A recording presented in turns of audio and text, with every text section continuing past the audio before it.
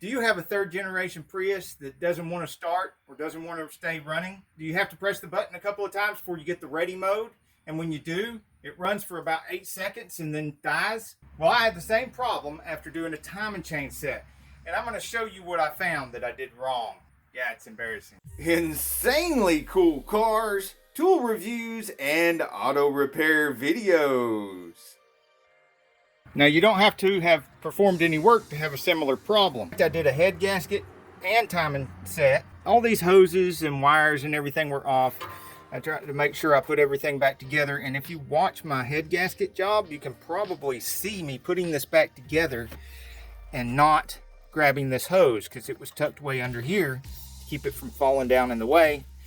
And then it got forgotten, and I don't know how I missed this right here. That was left completely open like that. Didn't even see it. I certainly didn't connect this hose to it.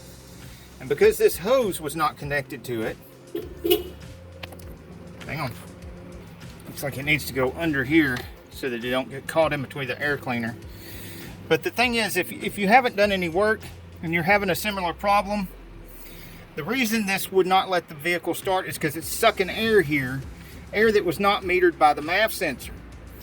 If you have an intake leak, or you have any of these other hoses loose that can suck air, or if your snorkel where it attaches here is leaking, or if it's got a crack in here in one of these, this part of the snorkel, or this hose, any of these things are leaking.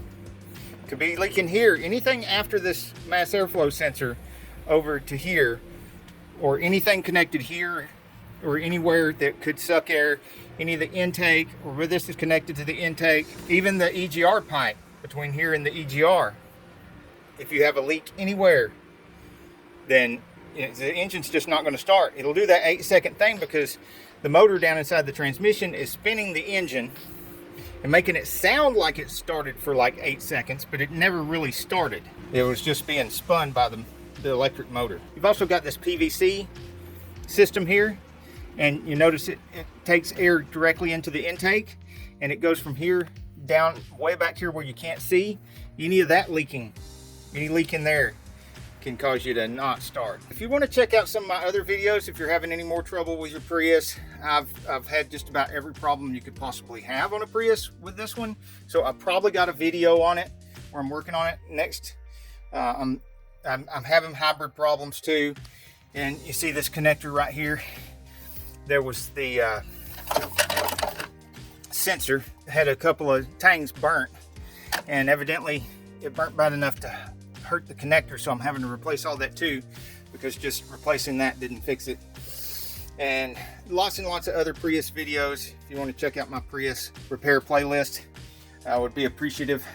Hey, if you like this video, we got a whole lot more. We've got tool reviews, we've got repair videos, we've got show car videos, hot rods, mod rods, you name it. If it's got wheels on it and an engine, it's probably on this channel.